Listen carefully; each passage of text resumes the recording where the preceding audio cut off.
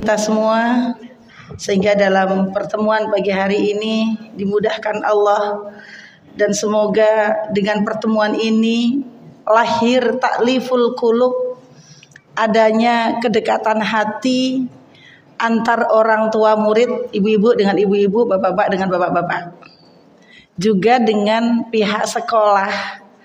Memang hari ini adalah sifatnya pengajian umum, tetapi kami berharap dengan kehadiran Bapak Ibu sekalian selaku wali murid juga sekaligus menjadi momen bahwa anak-anak akan menghadapi ujian sekolah di bulan September ini. Maka tema kita buat tema umum, yaitu orang tua siaga dan tetap semangat menghadapi ujian sekolah bersama anak-anak tercinta. Salawat dan salam marilah senantiasa kita aturkan kepada junjungan kita Nabi Muhammad Sallallahu Alaihi Wasallam. Semoga sunnah-sunnah yang senantiasa kita laksanakan dalam kehidupan kita menjadi tanda bahwa itulah kecintaan kita kepada baginda Nabi Sallallahu Alaihi Wasallam, dan kelak kita mendapatkan syafaat dari baginda Nabi Sallallahu Alaihi Wasallam. Bapak Ibu yang dirahmati Allah, kembali berbicara tentang pendidikan, di mana pendidikan itu tidak terbatas hanya dunia anak-anak ataupun terbatas pada sebelum menikah. Tetapi pendidikan, proses belajar, proses kita untuk selalu berusaha mendidik diri kita sendiri ini hendaknya kita lakukan sampai Allah memanggil kita. Hari ini hadir di depan saya ini ada jemaah pengajian yang selalu aktif, ibu-ibu ini. Pagi ini ke sini, habis dari sini nanti ke Al-Hadi ya Bu ya. Dari Al-Hadi ke Kertopuran. Habis itu baru pulang, istirahat, sore pengajian lagi. Ini ibu-ibu nih pengajian ini, jemaah pengajian saya ini. Sebelah ini. Artinya apa? Bahwa kebutuhan terhadap ilmu itu hendaknya menjadi kebutuhan kita, hajat kita bersama. Kita harus terus belajar, terutama ngurusin anak, ya, ngurusin anak hari ini dengan 2014 saat berdirinya Quranic School Dewan Doa 2014, kemudian sekarang 2023 jelang 10 tahun QS kita ini Bapak Ibu. Tentu berbeda, dan kami dari pihak sekolah juga terus selalu belajar bagaimana mendidik berpola, terus kita terus berproses bagaimana cara yang tepat, karena kalau kita kemudian mendidik anak, mengasuh anak dengan pola yang sama dari masa ke masa sama, tidak melihat tumbuh kembang dan perkembangan zaman hari ini, maka kita sungguh lebih banyak mencederai anak kita. Kenapa? Karena kita tidak tahu, ya, bagaimana apa kebutuhan anak kita hari ini. Kebutuhan anak kita hari ini dengan kebutuhan kita zaman kecil dulu itu berbeda, Bapak Ibu. Ya, berbeda. Kebutuhan karena lingkungannya, ya, karena dorongan lingkungannya itu sangat berbeda. Maka Bapak Ibu yang dirahmati Allah, perlu kita duduk bersama, perlu kita belajar bersama bagaimana kita ini di dalam mengurus anak-anak, mendidik anak-anak menjadi calon ulama ini, kita bisa sinergi dan kita bisa sama, berpolanya, berprosesnya sama, baik di sekolah ataupun di rumah. Itu yang perlu kita harapkan dari anak adalah amanat, dan ini merupakan bentuk amanah yang besar dari Allah Ta'ala untuk kedua orang tuanya, ya. Dan anak ini merupakan buah hati.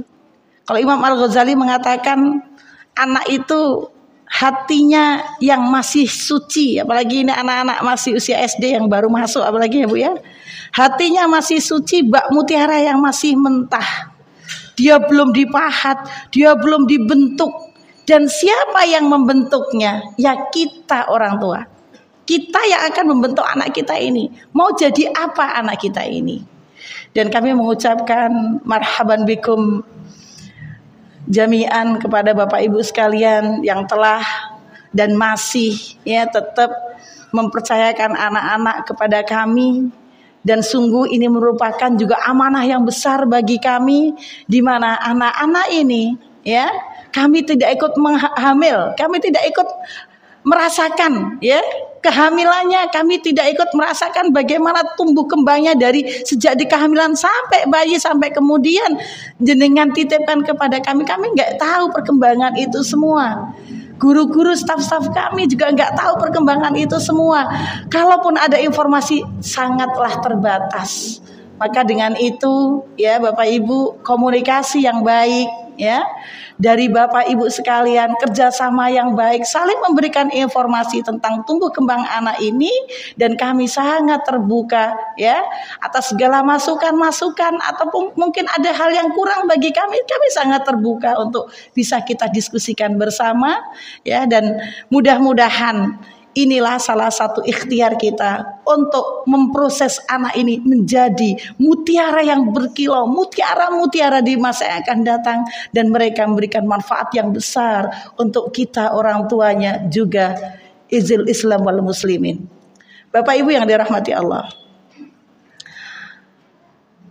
dalam sebuah syair itu saya baca ada wayan sya'un nasyi'ul fityana minna ala ma kana awahu abuhu. Anak itu akan tumbuh dewasa di antara kita ya sesuai dengan apa yang dibiasakan bapaknya. Yang disebut di situ bapak. Anak akan tumbuh dewasa di antara kita sesuai dengan apa yang dibiasakan oleh bapaknya. Maka di sini sosok ayah. Sosok ayah sangat penting di dalam keluarga ini. Kalau mungkin di antara kita qadarallah ada yang berpisah, maka bagaimana sosok ayah meskipun tidak tinggal satu rumah, tetapi roh ayah itu ada di dalam rumah itu. Tidak kemudian membiarkan anak itu lepas dan terserah ibunya, tidak, tetapi tetap di sini roh ayah harus ya ada di dalam rumah itu meskipun ayah tidak satu rumah dengan ibu dan anak. Jadi apa anak ini? Ini ayahnya ini. Makanya dibutuhkan apa? Dibutuhkan ayah yang soleh. Dibutuhkan ayah yang memiliki ketegasan. Dibutuhkan ayah yang memiliki wibawa yang tinggi. Dibutuhkan ayah yang memiliki keteladanan. Bagaimana ayahnya berdisiplin, menjaga ibadahnya. Bagaimana ayah menjaga hubungannya dengan Allah Ta'ala. Bagaimana seorang ayah bisa melaksanakan perintah Allah, tidak mengabaikan perintah-perintah Allah. Kalau kemudian ayah yang hendaknya sholat wajib di masjid dan itu tidak dilakukan, bagaimana mungkin ayah bisa menerima seruan dari anak dan istrinya? Wong panggilan Allah saja dilalaikan, panggilan Allah saja diabaikan. Maka di sini kebiasaan anak kita akan menjadi baik atau tidak berangkat dari sosok bagaimana ayah membiasakan kebaikan-kebaikan pada anaknya. Wa madanal fata bihijin walakin yu'awwiduhu tadayyun akrabuhu ya. Seorang pemuda tidaklah beragama dengan begitu saja. Tidak begitu saja dia kemudian menerima sebuah agama. Dia kemudian menjadi baik, tidak mungkin. Ya. Tetapi siapa? Kerabatnya lah yang membiasakan dia beragama. Siapa? Orang-orang yang terdekat, qoribnya. Orang-orang terdekatnya siapa? Di situ ada ayah, ada ibu, ada nenek, ada kakek, paman, bibi, saudara, lingkungannya di sini yang akan mempengaruhi bagaimana jiwa beragama dari seorang anak. Maka Bapak Ibu yang dirahmati Allah Ta'ala, sungguh nanti di hari kiamat Allah Ta'ala akan bertanya, innallaha sa'ilun kulla ra'in ammastar'ah. Sesungguhnya Allah Ta'ala akan bertanya, kulla ra'in, setiap para penanggung jawab, setiap ra'in, wahai ayah ya, yang bertanggung jawab di dalam keluarganya ini, setiap penggembala akan ditanya gembalaannya. Ayah akan ditanya ammastar'ah, tanggung jawabnya seorang ayah. Ahafidho am dhayya'a ya. Apakah dia mampu menjaganya atau menyia-nyiakan keluarganya? Hatta yas'alar rajul an ahli baitih, sampai kemudian Allah itu juga akan menanyakan kepada ahli baitnya, keluarga yang ada di situ juga akan ditanya tentang bagaimana tanggung jawabnya. Maka di sini Allah tidak hanya bertanya kepada ayah, tetapi Allah juga bertanya kepada ibu. Apakah ibu, apakah ibu menjaga anak, merawat anak, mengasuh anak, memberi makan anak, membimbing anak dengan sangat baik, atau dia hanya sekedarnya atau bahkan dia melalaikannya? Ini akan ditanya sama Allah, Bapak Ibu yang dirahmati Allah. Maka pendidikan ini adalah hak anak-anak atas kedua orang tuanya, bukan merupakan pemberian dan hadiah, bukan. Pendidikan ini bukan pemberian dan hadiah, tetapi ini merupakan hak yang harus diterima oleh anak kita dan merupakan kewajiban bagi kita orang tua untuk memberikan pendidikan yang baik. Rasulullah sallallahu alaihi wasallam bersabda, "Innama sammahumullahu abraran." Allah menamakan mereka abrar, orang-orang yang berbakti. Li'annahum barrul aba wal abna. Karena mereka berbakti kepada orang-orang tua mereka dan juga berbakti kepada anak-anaknya. Jadi bakti di sini ada al-aba wal abna. Berbakti kepada orang tua dan berbakti kepada anak. Kama anna liwalidika 'alaika haqqan. Sebagaimana bapakmu memiliki hak atasmu, kadzalika liwaladika haqqan, maka demikian juga anakmu memiliki hak atasmu. Jadi Bapak Ibu yang dirahmati Allah, di sini kalau kita lihat dari hadis ini, al-abrar, orang-orang yang berbakti, dia akan melahirkan anak-anak yang berbakti. Kenapa? Karena kita anak-anak yang berbakti, kita orang tua menjaga hubungan baik dengan kedua orang tua kita, menjaga hubungan baik dengan mertua kita, itu adalah hak orang tua atas kita. Maka dulu pernah saya sampaikan, Rasulullah SAW juga bersabda, birru aba'akum tabirrukum abna'ukum. Berbaktilah engkau kepada kedua orang tuamu, niscaya anak-anakmu pun akan berbakti kepadamu. Dan sekali lagi, berbakti ini adalah hak orang tua. Orang tua punya hak dari kita semua. Meskipun kita juga orang tua dari anak kita, orang tua kita punya hak atas kita. Seburuk apapun orang tua kita, wajib kita berbakti dan berbuat baik kepada orang tua kita. Mungkin di antara kita ada yang sakit hati kepada orang tua kita. Lantaran orang tua kita anggap pilih kasih dalam membagikan rizki, membagikan bagian kepada kita. Mungkin di antara kita ada yang merasa sakit hati dengan orang tua kita yang sikapnya tidak sama antara kita dengan menantu yang lain. Mungkin ada yang sakit hati begitu. Ibu, tetap kewajiban kita adalah berbakti kepada mereka karena ini merupakan hak orang tua atas kita.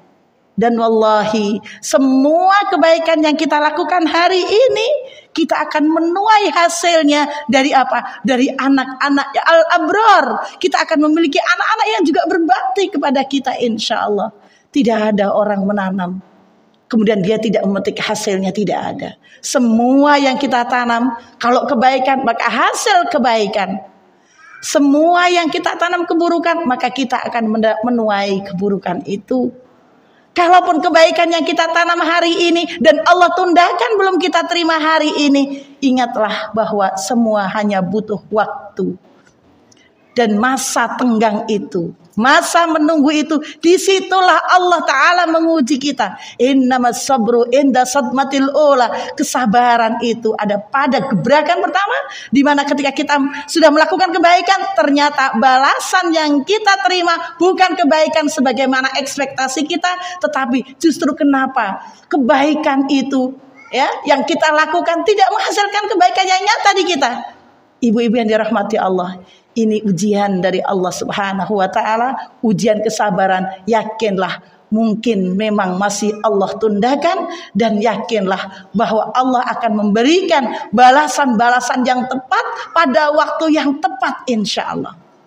Bapak Ibu yang dirahmati Allah Subhanahu wa Ta'ala, saya ingat sebuah hadis Nabi Sallallahu Alaihi Wasallam. maaf, ini hadis qudsi, ini hadis qudsi. Inni khalaqtu abdi hunafa, ya. Jadi ini perlu Bapak Ibu pahami bahwa ada syaitan yang berperan, ya. Ada syaitan yang berusaha merusak semua kebaikan kita. Dan syaitan ini, ya, ini sudah datang ngincer kita. Setan ini ngincer kita sejak kita dilahirkan. Padahal kita itu dalam rahim ibu kita sudah ada perjanjian dengan Allah Ta'ala. Ya, kita ada perjanjian dengan Allah Ta'ala. Qalu bala syahidna, ya gitu. Di sini setan ini apa namanya, di dalam hadis qudsi itu Allah mengatakan, berfirman, inni khalaqtu ibadi hunafa.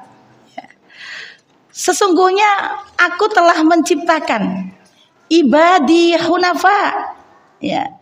Aku telah menciptakan hamba-hambaku itu seluruhnya, ya. Hunafa, kulluhum hunafa ini. Semuanya dalam keadaan hanif, lurus. Lurus itu berarti apa?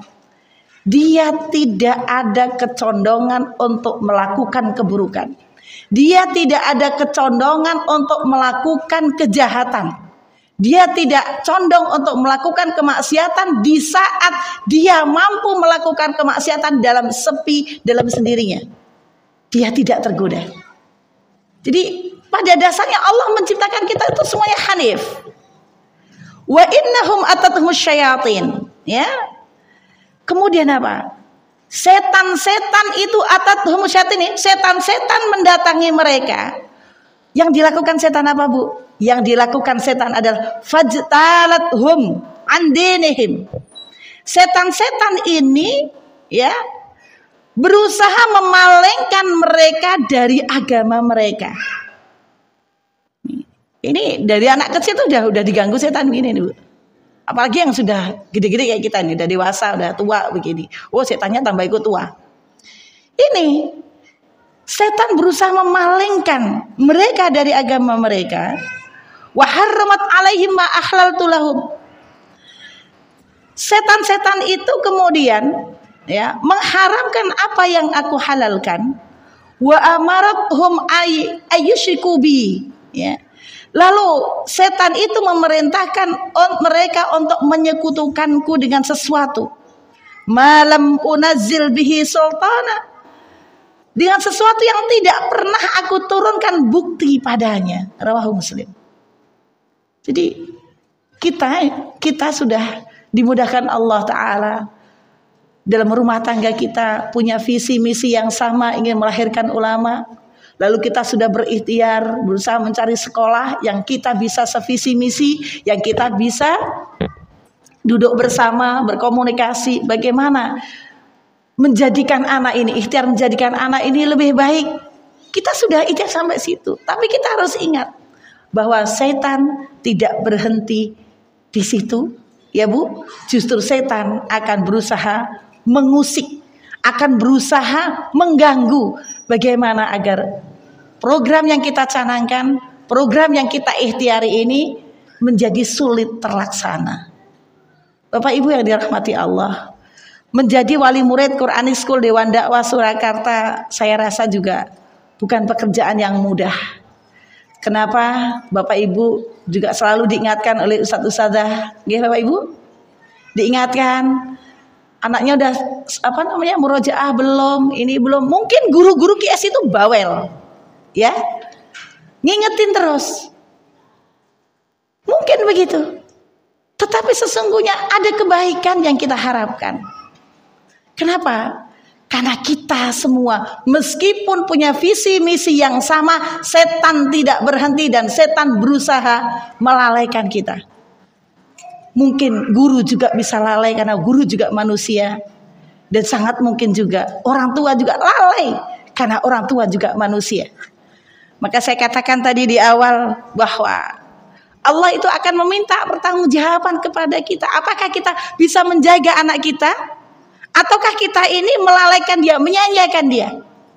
Maka kami dari pihak sekolah sesungguhnya bisa memantau siapakah di antara orang tua yang betul-betul menjaga anaknya, maka orang tua itu pasti aktif dan membuka grup WA kelasnya atau halakohnya. Ini kalau menjaga. Kalau orang tua punya tanggung jawab besar di dalam penjagaan, di dalam memberikan hak anaknya, tentu saya yakin orang tua akan aktif, ya, akan aktif melihat grup kelas anaknya atau grup halakohnya. Kalau orang tua betul-betul sungguh-sungguh di dalam mewujudkan mimpi dan cita-citanya menjadikan anak kita adalah kader ulama, maka saya yakin orang tua juga akan menjalin komunikasi yang baik dengan guru-guru halakohnya. Tidak hanya itu, juga menjalin hubungan yang baik dengan sesama wali murid ini. Karena dengan komunikasi yang baik, Allah akan mudahkan kita di dalam mendidik dan mengasuh anak-anak kita ini. Kita tahu perkembangan anak-anak kita ini. Tetapi bagi orang tua yang menganggap bahwa memberikan hak pendidikan anak cukup dengan menitipkan anak di sekolah tauhid, sekolah keagamaan, atau kewajiban seorang ayah mendidik istri hanya cukup dengan diizinkannya istri pergi ngaji, wallahi bapak tetap akan ditanya sama Allah. Mendidik anak, memberikan hak pendidikan anak hanya dengan dititipkan di sekolah Islam, ya, atau mendidik istri hanya dengan diizinkan istri pergi ngaji aja, bapak tetap akan ditanya. Kenapa? Karena kewajiban seorang suami, kewajiban seorang ayah adalah mendidik, meluruskan, membersamai, menjaga, mengayomi. Maka Bapak Ibu yang dirahmati Allah, tidak cukup hanya dengan ibunya pergi pengajian. Tapi Bapak juga tidak bertanya, kajian apa tadi? Ibu-ibu apa selalu ditanya suaminya ngajinya apa tadi? Ditanya enggak, Bu? Berarti suami yang soleh. Atau yang diceritakan ada tadi ketemu ini, ketemu itu, terus kita mampir sini, mampir itu. Itu. Ibu, jadi di sini Bapak Ibu yang dirahmati Allah. Ayah nggak sempat pergi pengajian, ibu yang pergi ngaji. Ceritakan ilmu itu kepada suami. Dan suami jangan kemudian merasa digurui oleh istri. Ini sombongnya bapak-bapak kalau istrinya ngomong kadang-kadang kemudian dia tersinggung. Tapi perempuan itu juga begitu. Karena nganggap suaminya tidak banyak ngaji, ada sedikit gaya bahasa yang kadang-kadang kesan yang ngeremehkan suami. Nah itu, jadi mungkin tidak dalam kata-kata, tapi dalam terbesit dalam hati ibu, sungguh itu akan dirasakan oleh suami. Kalau hati kita, para istri, ada meremehkan suami. Begitupun terkait dengan urusan pendidikan ini. Kalau bapak ibu kemudian terhadap para asatidzah, meskipun mereka masih muda-muda, ya, secara ilmu banyak dari bapak ibu, pengalaman kalah dari bapak ibu sekalian, tetapi mereka ini adalah orang-orang mukhlis. Tolong dicatat, asatidzah ini adalah orang-orang mukhlis yang mau menerima semua kelebihan, kekurangan, rewelnya anak-anak panjenengan. Bayangkan, satu guru memegang 10 anak dengan 10 karakter, dengan 10 pola asuh yang berbeda-beda tiap rumah. Tentu guru ini jauh dari sempurna di dalam mengasuh, mendidik anak-anak Bapak Ibu sekalian. Maka disinilah butuhnya kita ada ta'liful qulub, ada kerjasama, ada komunikasi, dan hati kita ini senantiasa bertemu. Bapak Ibu, kita mungkin jarang ketemu, tapi cobalah mari kita bertemu. Di mana sekolah kita nggak cukup, kita nggak punya ruang luas untuk bisa pertemuan wali murid semua, kita nggak punya. Paling tidak hati kita bertemu saat sepertiga malam, kita minta kepada Allah Ta'ala, kita berdoa, doakan seluruh asatidzah ini Dan guru-guru ini juga senantiasa mendoakan anak-anak yang diasuhnya. Kenapa? Mereka memiliki tanggung jawab yang besar terhadap anak-anak yang diasuhnya.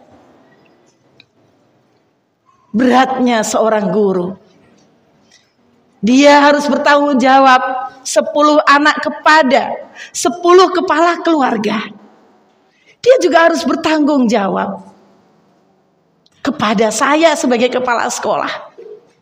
Dia juga harus bertanggung jawab bagaimana anak-anak ini, pendidikan anak ini kepada para donatur, para musinin ya, yang membantu sekolah ini.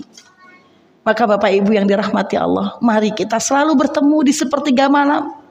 Roh-roh kita itu seperti junudun mujannadah idza ta'arafa minha i'talafa. Seperti tentara-tentara yang saling menguatkan di situ, ya. Dan ketika saling bertemu, saling kenal, hati ini lembut, dilembutkan oleh Allah Ta'ala. Kita akan lembut hati ini. Ketika ketemu dengan ustazah, tidak ada canggung. Ustaz-ustazah juga tidak canggung dengan Bapak Ibu. Kita saling berlapang dada atas segala kekurangan masing-masing. Dan ini menjadi modal utama anak-anak kita di dalam belajar ini. Bapak Ibu yang dirahmati Allah, jelang ujian Quranic School Dewan Dakwah Surakarta Kaldik bulan September, Bapak Ibu membaca apa enggak? Baca nggih? Bulan September ada banyak sekali agenda yang menjadi PR, ya, PR bagi kita semua, dan hal-hal yang mesti perlu kita siapkan. Ada ziyadah ya, tanggal 1 sampai 13 September ziyadah 1/4 ya pertama. Kemudian tanggal 14 September besok adalah pemantapan 1/4 juz dari hafalan barunya. Kemudian ada tanggal 14 sampai 15 September ada mabit sigar bagi wali murid kelas 1. Anak-anak kita ajak untuk belajar mabit di sekolah. Jadi bisa disiapkan perbekalannya ya. Mabit di sekolah. Ibu bapak enggak usah khawatir. Kita sekolah sudah berjalan 9 tahun. Mabit tidak menjadikan anak sakit insya Allah. Ya. Justru di situ tumbuh imun. Kenapa? Anak itu kalau nggak pernah kena, ya. Kalau anak itu hanya pada zona yang aman, yang sehat terus, dia nggak pernah bertemu dengan yang lain, maka justru dia akan lebih mudah sakit. Maka dengan mabit, insya Allah jiwanya, pribadinya akan semakin kuat. Dia akan belajar tanggung jawab, belajar disiplin, dan belajar mengatur waktu. Lebih-lebih lagi apa? Tumbuh cinta, kerinduan kepada bapak ibunya. Tumbuh rasa syukur yang berharga. Ketika dia pulang ke rumah kembali bertemu dengan kasur empuknya, sementara di sekolah hanya tidur di lantai beralaskan tikar. Tapi bukankah baginda Nabi SAW tidur tidak di atas spring bed? Nabi yang dijamin surga tidur di atas apa ibu bapak? Pelepah kurma, bahkan punggungnya, ya punggungnya berbekas pelepah kurma. Untuk melahirkan ulama ini perlu kita itu ada tega. Ustazah itu nggak pakai kasur, ini belajar Bapak Ibu semalam doang ya. Kemudian nanti ada 15 sampai 16 September ada mabit kibar, mabit anak-anak yang kelas besar. Kemudian tanggal 18 sampai 21 September adalah PTS tahfidz. Nah, PTS tahfidz ini PTS sekarang namanya jadi STS, sumatif tengah semester. Ini istilah di dinas itu gonta-ganti. Dulu UTS, PTS, sekarang STS. Sumatif tengah semester. Ibu, Bapak Ibu, Bapak Ibu yang dirahmati Allah, sejatinya menghadapi ujian ini bukan ujian sekolah, itu bukan sebuah momok yang menakutkan, Kenapa? Karena PTS yang dilakukan QSSD itu sudah jelas.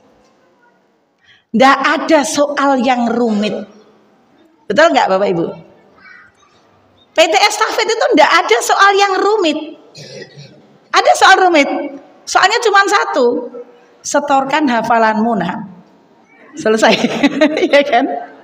Ya Ustadz simak. Soalnya cuma itu.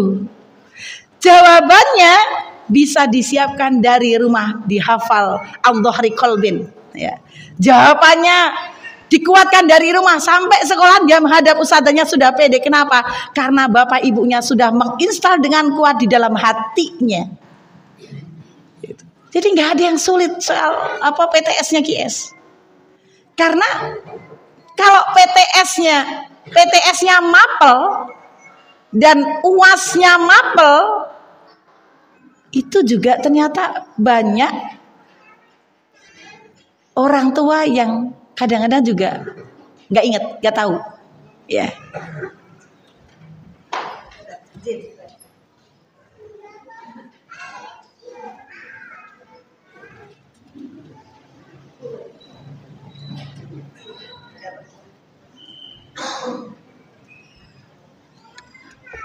Nah, jadi PTS mapel yang dilakukan dengan sistem mulazamah itu kami anggap perlu tetap dilanjutkan. Kenapa? Karena itu juga meringankan.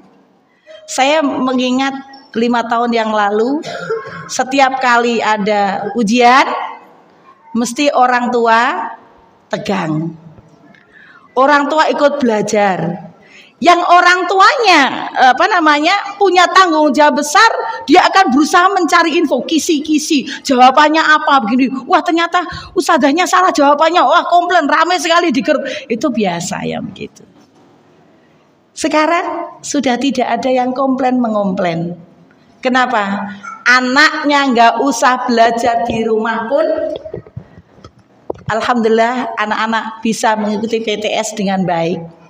Karena sistem belajarnya seperti bimbel. Setiap hari ketemu, jadi dia paham, dia bisa mengikuti ujian dengan tenang.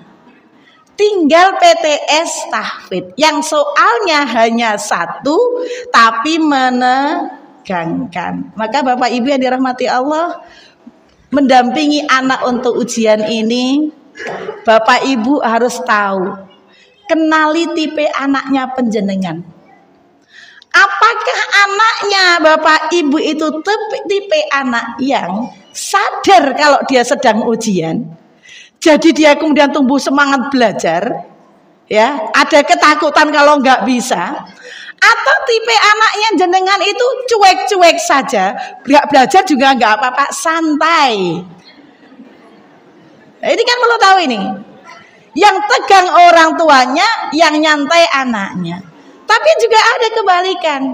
Ada anak yang semangat belajarnya, tapi orang tuanya bahkan tidak tahu. Mungkin karena dia nggak punya waktu untuk mendampingi anaknya. Nah ini. Jadi Bapak Ibu yang dirahmati Allah Subhanahu Wa Taala, di sini kami dari pihak sekolah ingin menyampaikan, mari bersama dampingi anak pada PTS tahfidz. Pada tanggal berapa tadi Bapak Ibu? Tanggal berapa tadi ya? 18 sampai 21. Ini kalau di Kaldiknya kita bikin full day.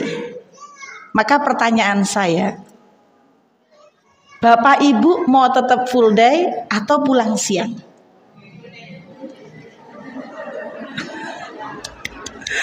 Ini mau full day atau pulang siang? Banyak full day atau pulang siang? Full day. Kalau full day belajarnya di sekolah.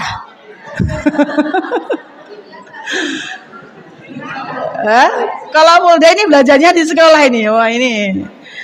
Baik. Ini saya menawarkan kok. Ini mau di full day kan atau di pulang siang kan gitu. Full day aja ya. Saya yakin masalahnya adalah Bapak Ibu banyak yang bekerja tidak bisa mendampingi siang hari, gitu ya Bu? Nah ini nggak apa-apa ini saya tawarkan meskipun di Kaldiknya itu kita bikin full day aja lah. Kenapa kemudian dulu kan pulang siang? Kenapa kok kemudian dibikin full day? Karena para asatidah itu tegang Bapak Ibu. Pas waktunya setoran anak era apal. Kamu belajar enggak? Enggak, soalnya aku tadi diajak pergi sama bapakku ke sini. Terus kan pulangnya malam, belajarnya cuma sebentar, cuma baca sekali. Baca sekali bisa hafal? Enggak. Bapak Ibu yang dirahmati Allah, ini mumpung masih PTS. Jelang UAS nanti, kan berarti kan UAS 3 bulannya akan datang, gitu.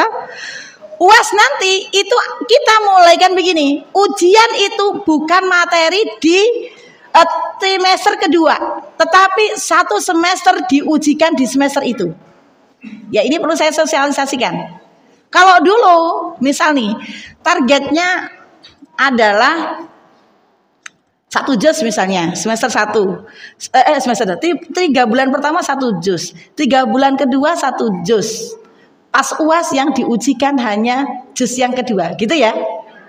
Kita akan uji cobakan bahwa UAS itu adalah hafalan dalam 1 semester, gitu ya. Maka di sini perlu saya sampaikan, soal ujian TAFE tadi saya katakan mudah, hanya 1 soalnya. Bagaimana Bapak Ibu bisa mendampingi anak jauh hari sehingga pada waktu ujian anak-anak tidak kaget, tidak tegang, dia tenang, dia pede menghadapi ujian. Justru pada waktu ujian gitu ndak usah belajar, ndak apa-apa, hanya sekilas tenang. Tapi kalau kemudian dia dipaksa ngapal petentang dusi main pas ujian, Bu, anaknya itu nyawang jenengan sudah tegang. Lah iya tak bener. Ibunya lenek nyimak itu tegang. Ikut deg-degan, nek raiso piye.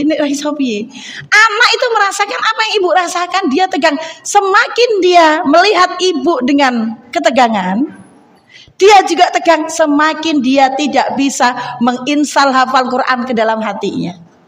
Jadi perlu waktu. Ya Bapak Ibu, ini mumpung masih PTS. Ya, jazakillah, aku puasa. Enggak apa-apa, taruh aja.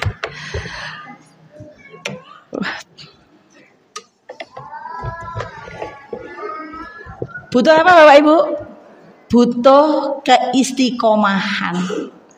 Jadi kita itu mendampingi anak-anak jelang ujian itu bukan pada waktu ujiannya, tetapi dari masa awal belajarnya sampai menuju ujiannya, justru pada waktu ujian itu bikin dia happy, bikin dia senang, ndak usah dipaksa-paksa belajarnya. Kalau sistem belajarnya adalah SKS, sistem kebut semalam, hasilnya mungkin bisa bagus, hasilnya mungkin tidak bagus, tetapi yang pasti SKS itu menjadikan dia bisa setoran, tapi setelahnya cepat lupa. Kalau dia punya kecerdasan ingatan yang kuat, cepat sekali ngapalnya. Setelah disetorkan, dia lupa. Nah ini, maka Bapak Ibu yang dirahmati Allah, yang kedua Bapak Ibu juga perlu mengenali gaya belajarnya anak. Ya, gaya belajar anak gimana? Gaya belajar anak yang tahu penjenengan. Anakku ini lagi sinau, memang dia modelnya audio. Dia senangnya mendengar. Kalau senangnya mendengar berarti bapak ibunya dituntut untuk menghafal, ikut menghafal bersama. Tetapi meskipun anak kita tidak audio, alangkah malunya kita sebagai orang tua memaksakan anak untuk menghafal, tetapi kita bahkan malas untuk membacanya. Bukan menghafal ya, malas untuk membaca sebanyak apa anak itu membaca. Nah ini nggak sinkron namanya. Anaknya disuruh membaca 20 kali, bapak ibunya baca berapa kali? Tak ngrungokke wae, iki kan mripate ibu ini sudah plus jadi tidak kelihatan, belum ganti kacamata. Alasan. Nah ini. Jadi Bapak Ibu yang dirahmati Allah, maka kenali gaya belajarnya anak kita, ya. Nah, sebab apa? Ini ada sebab anak sulit fokus belajar. Ya, ini perlu diperhatikan. Anak kita fokus, nggak bisa ngapal ini. bisa jadi dia kelelahan. Ya, bisa jadi dia kelelahan. Entah itu dia lagi ujian. Kalau lagi ujian itu memang kita harus sedikit protek, tidak terlalu banyak aktivitas yang dia bisa menguras energinya, ya Bapak Ibu. Kemudian yang kedua, bisa jadi karena stres. Ada tipe-tipe anak yang mudah stres Bapak Ibu. Dan stresnya anak ini, tekanan yang dia terima ini kadang-kadang berefek kepada apa? Pusing. Kalau nggak gitu mual, mules, sakit perut. Kami dulu tuh punya anak, waktu di awal-awal QS berdiri itu, setiap jam tahfidz itu anak ini sakit. Sakit kepala, sakit perut. Setelah jam istirahat nih, pada waktu jam istirahat dia bisa bangun dan semangat. Bermain bersama temannya, wah makan snacknya paling semangat. Masuk pelajaran, dia semangat. Ketemu jam tahfidz dia ngeluh pusing lagi. Sampai pusing itu jalannya tuh kayak geliang-geliang. Entah itu dibuat-buat atau memang pusing. Tapi saya melihatnya memang pusing betul. Setelah kami tanya, ada apa? Oh, kamu itu kenapa toh Mas? Kalau setiap jam tahfidz kok kamu pusing, kamu sakit perut, kamu badannya anget betul Bu, anget. Apa kamu takut sama umimu? Apakah setiap kamu pulang ibumu bertanya nilaimu? Iya Ustazah. Jadi orang tua itu anak baru datang dapat apa? Itu loh Bu. Di mana setoranmu tadi? Dia diam. Loh, kok nilai dapat telur? Dulu gambarnya itu telur ceplok gitu. Kok dapat telur ceplok? Umi itu kan udah ngajarin kamu sudah gini-gini. Oh ibunya itu semangat banget. Nah semangatnya ini tidak diukur dengan kemampuan anaknya. Ya, akhirnya apa? Dia punya ekspektasi bahwa dengan dia melakukan pengajaran itu tadi sangat kencang tadi mesti hasilnya baik. Tapi justru anaknya tertekan. Maka Bapak Ibu yang dirahmati Allah, ini masih ada waktu. Jangan kemudian setiap pulang baru datang itu kemudian ditanya hasil dari setoranmu, kamu dapat apa? Dapat mumtaz, alhamdulillah. Kalau udah mumtaz, anak yang ngomong mumtaz, ibunya wajahnya mekar merah, bahagia. Tapi ketika dapatnya apa? Dapatnya MQ, makbul, ibunya itu mukanya langsung menciut, kayak gelo. Ibu, jangan tunjukkan itu meskipun hati kita juga kecewa. Ya Allah, kok anakku belum dapat mumtaz terus ya, nggak dapat MM ya. Kapan ya anakku dapat MM ya? Kok dapatnya MQ terus, kok makbul terus ya Allah. Jangan tunjukkan kekecewaan itu. Apa yang dilakukan ibu? Tunjukkan motivasi. Tidak apa-apa. Hari ini kamu dapat MQ. Umi sudah senang. Kenapa nak? Kamu di sekolah ngaji dengan sungguh-sungguh. Kamu di sekolah semua waktumu kok pakai untuk ngaji. Di saat semua teman-temanmu tuh tetangga itu nggak ngaji. Kamu telah mengirim hadiah terindah buat Umi Abi. Ketahuilah bahwa setiap huruf dan Al-Quran yang kamu baca nak, Allah lipat gandakan 10 kebaikan dan pahala itu mengalir kepada Umi. Apapun nilaimu, Umi bahagia, Umi senang karena kamu belajar dengan sungguh-sungguh. Selesai. Kalau itu yang diucapkan orang tuanya, anak akan merasa, oh ya meskipun aku dapat MQ, ibuku bahagia. Kenapa? Yang diingat adalah ibu mengatakan bahwa dia telah mengirim hadiah terbesar dalam kehidupan kita, yaitu dikirim pahala bacaan Al-Quran untuk kita orang tuanya. Kalaupun dia tadi di sekolah ternyata gojek, ya, saya yakin kata-kata itu akan membekas, kata-kata itu akan berasar dalam hati anak kita, dan dia akan berusaha menahan diri untuk tidak jailin temannya saat tahfidz. Kenapa?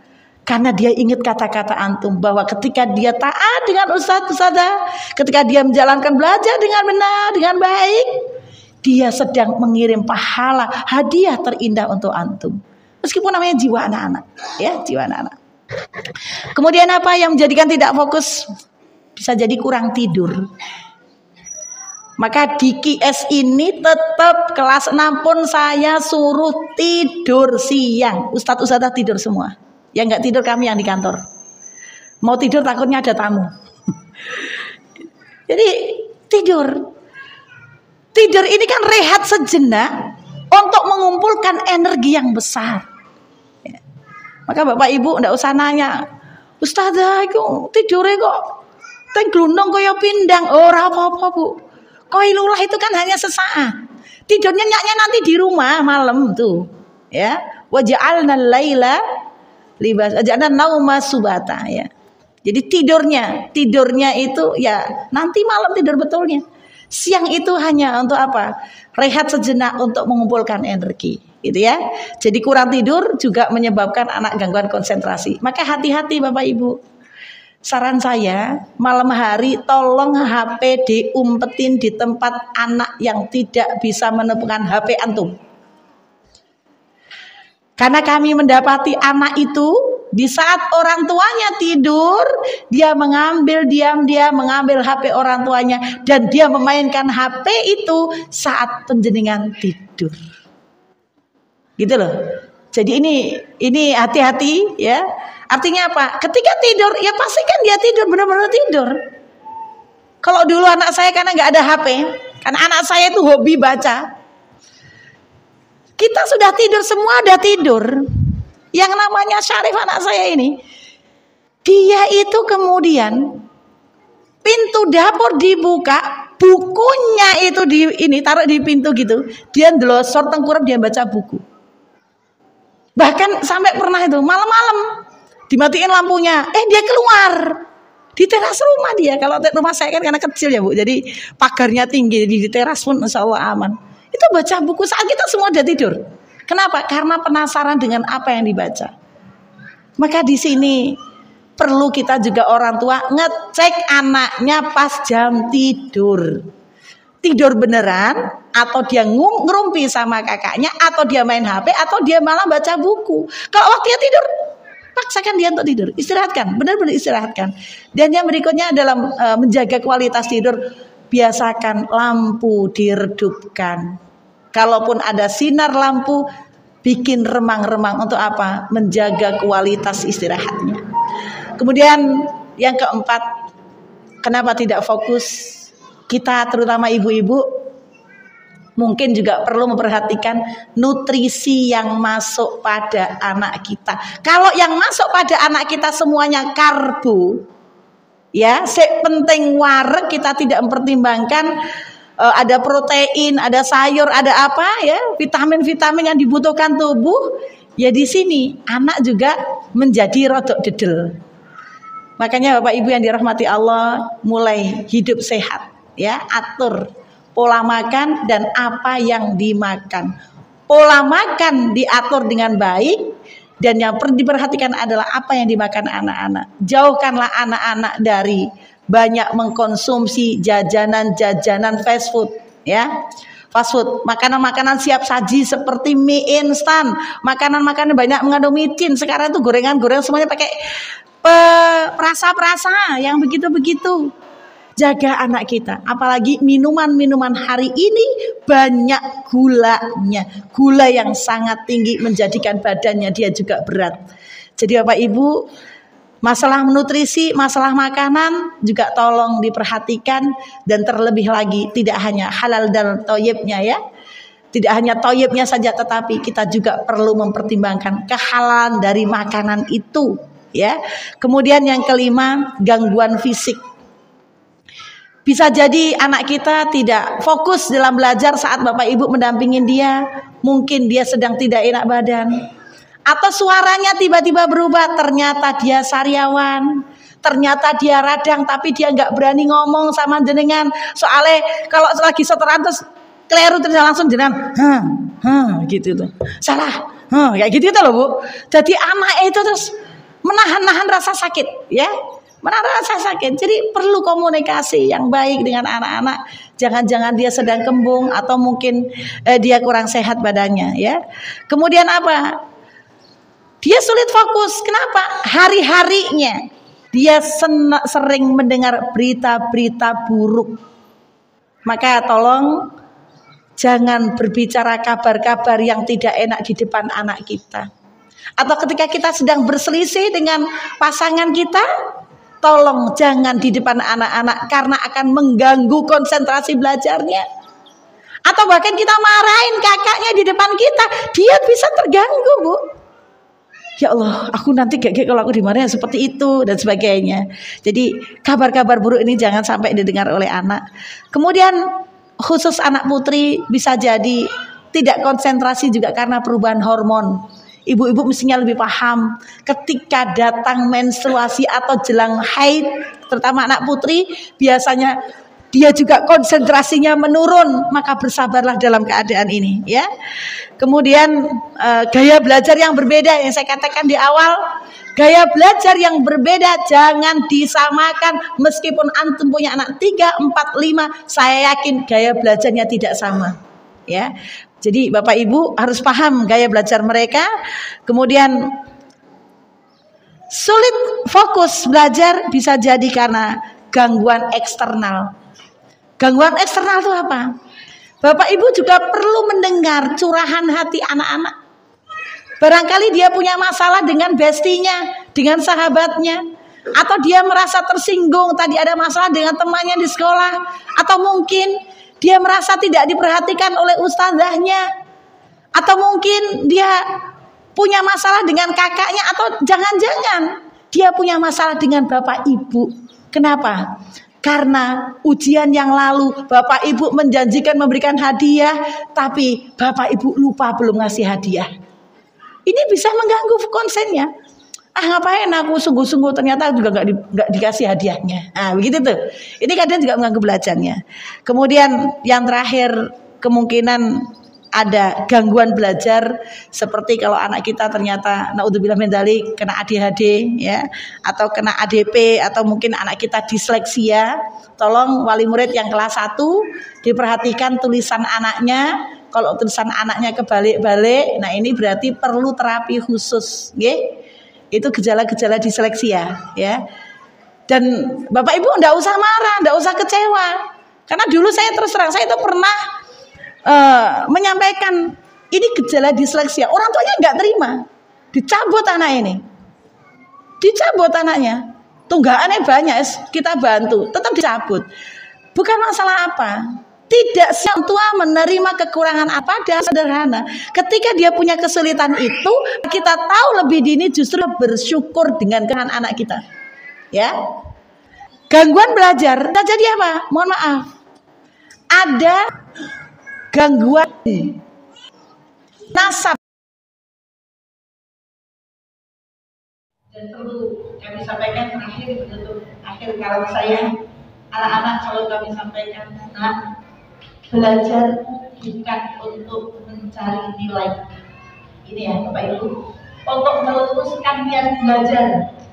Selalu kami sampaikan, belajar bukan untuk mencari nilai, tapi belajar ini adalah untuk mengamalkan nilai-nilai kebaikan yang kamu dapatkan dari ilmu yang kamu dapatkan, ilmu yang kamu pelajari. Jadi bukan cari nilai, tetapi untuk mengamalkan nilai itu. Adapun nilai yang kamu dapatkan itu sesuai dengan ikhtiar, doa ya, ikhtiar dan doa.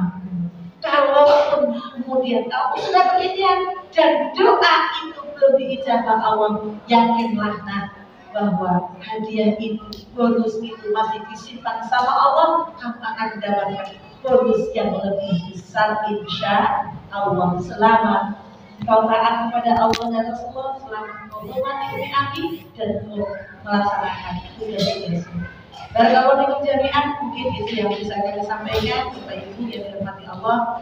Mudah-mudahan sedikit ini bisa bermanfaat. Intinya adalah anak menghadapi ujian, maka orang tua juga menghadapi ujian anak-anak ini, dan anak-anak ini ada dalam tanggung jawab Bapak Ibu sekalian. Tolong dibantu anak-anak ini disiapkan di rumah ya, disiapkan di rumah, didampingi di rumah, bikin dia nyaman, bikin dia bahagia, sehingga dia menghafal Al-Quran bukan suatu paksaan, tetapi karena kecintaan dari Tuhan kita.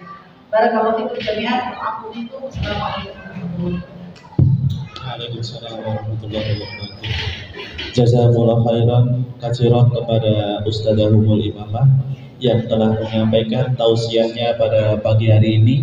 Semoga dengan apa yang telah beliau sampaikan, kita semuanya sebagai orang tua bisa mendampingi anak-anak kita, membersamai anak-anak kita, dan menyemangati anak kita untuk belajar. Ya, mengira sebentar lagi anak-anak kita akan melaksanakan PTS Tahfidz, ya, yang insya Allah akan dilaksanakan pada tanggal 18 sampai 21 September 2023. Maka kami berharap semua orang tua agar bisa mendampingi Ananda yang dengan fokus, ya, kemudian juga yang mencontohkan kepada anak-anak kita, yang tidak hanya sekedar yang memerintah, tapi kita sebagai orang tua kita juga harus mencontoh. Kalau anak disuruh baca 20 kali, maka kita harus juga membacanya seperti itu.